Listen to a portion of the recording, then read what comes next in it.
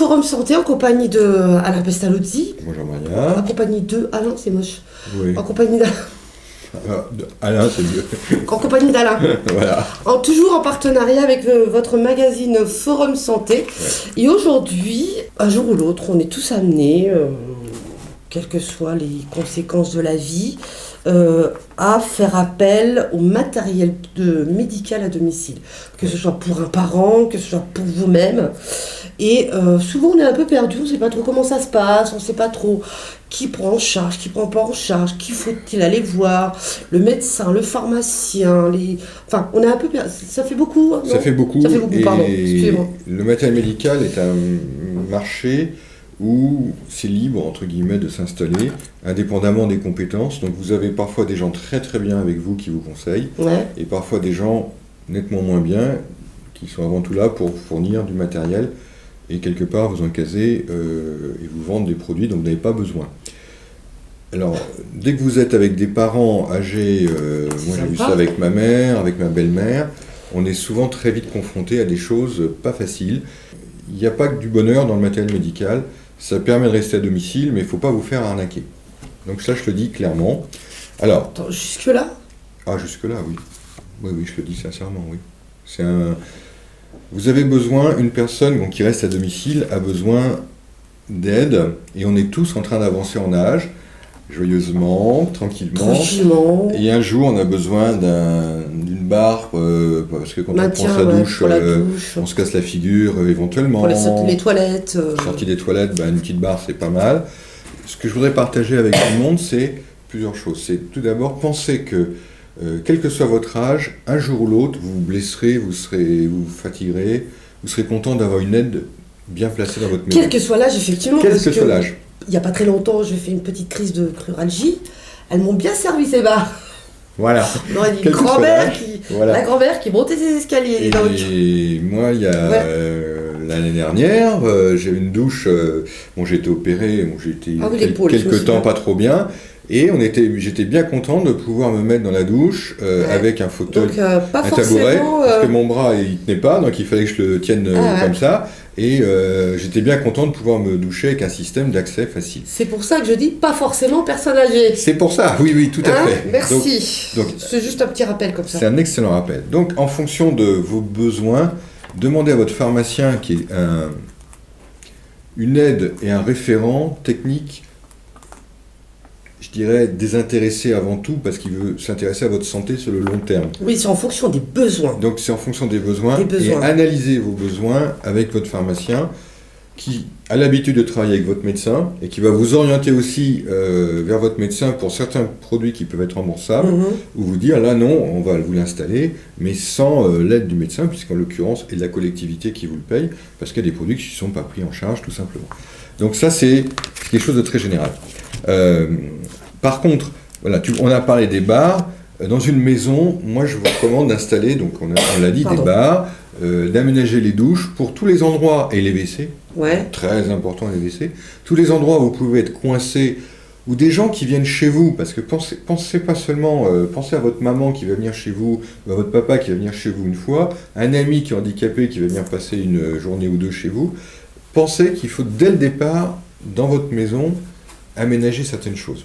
Pensez qu'on vieillit tous, et puis qu'à un moment, ses parents, ils vieillissent, et un jour, ils pouvaient se doucher, puis un jour, ils ne peuvent pas se doucher, ils ne peuvent pas rentrer dans la baignoire. Oui, je suis d'accord avec toi, il faut, là, c'est des travaux, il faut anticiper. Chaque fois que vous pouvez dans une maison, mettez des douches avec des entrées larges. Là, je suis d'accord avec toi, on va peut-être parler de la prise en charge, mais quand tu n'es pas propriétaire, tu as une baignoire, soit il faut la casser, la couper en deux, je ne sais pas comment fait-on ? Alors, c'est là qu'on a demandé des aides au niveau des HLM. Il y a de plus en plus de cas où on va avoir non seulement l'autorisation, mais des aides pour remplacer les baignoires par des douches larges pour les personnes. Comme à l'italienne, quoi. Voilà, ce qu'on appelle les douches à l'italienne, qui vont permettre de mettre une douche en remplacement d'une baignoire et qui va permettre à un handicapé de rentrer.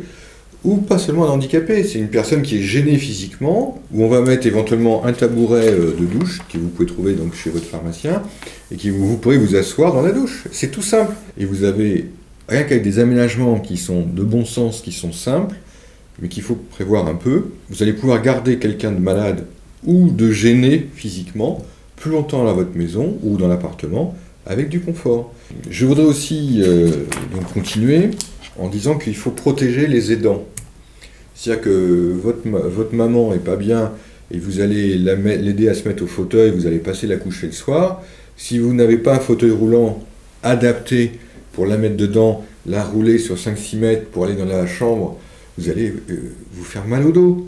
Donc il y a un moment, chaque fois que vous avez un besoin de vous aider quelqu'un d'âgé, passez voir votre pharmacien en disant voilà, j'ai tel besoin, parce que maintenant elle ne peut plus trop aller toute seule se coucher, j'ai besoin de la rouler parce que je l'accompagne à sa chambre, mais j'ai du mal à la tenir.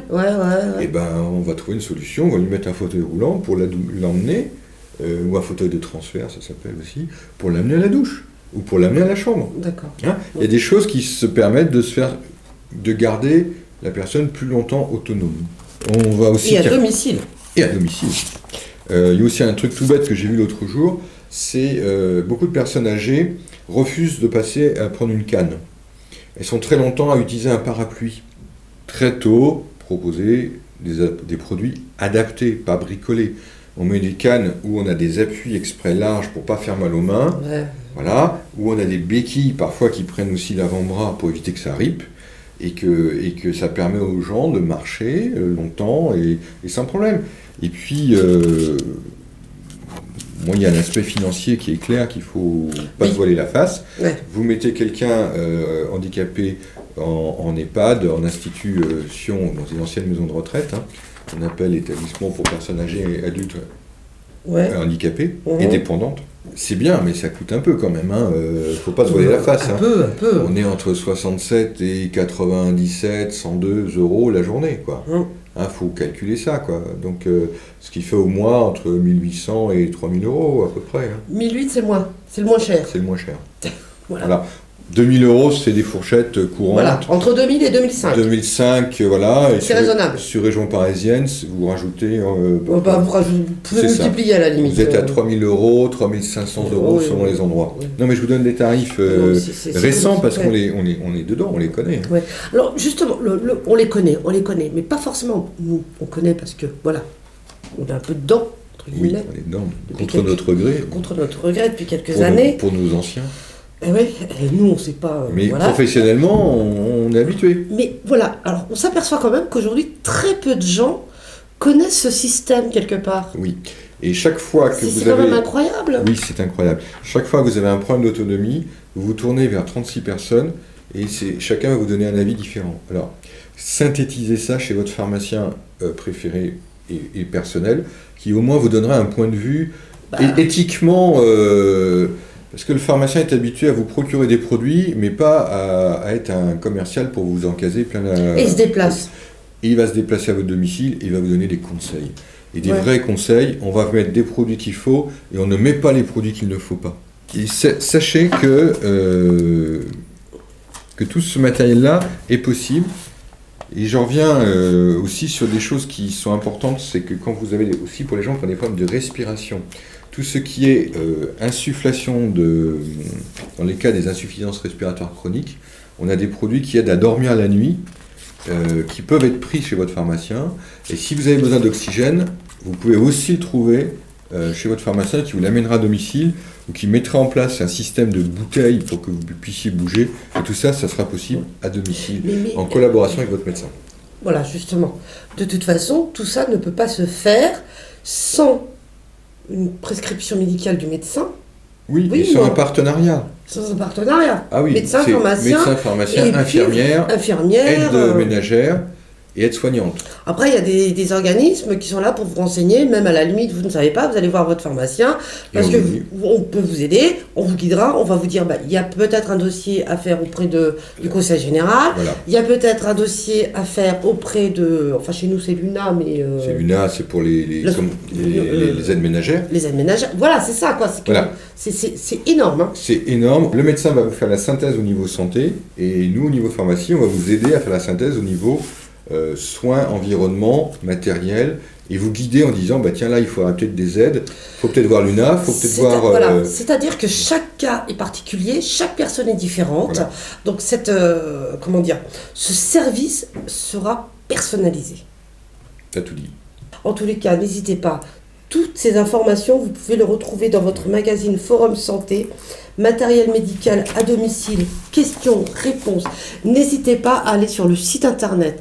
N'hésitez pas à poser des questions à votre pharmacien, à votre médecin. Voilà, chaque cas est différent, chaque personne est différente, chaque handicap est différent. Et voilà, un service personnalisé vous sera conseillé, adapté, enfin voilà. Merci beaucoup Alain. Moi j'ai tout dit là. Merci. Voilà. Changer de profession, demain je me convertis. Bon je vous dis à la prochaine alors. À la prochaine. Merci beaucoup Alain. Au revoir, merci.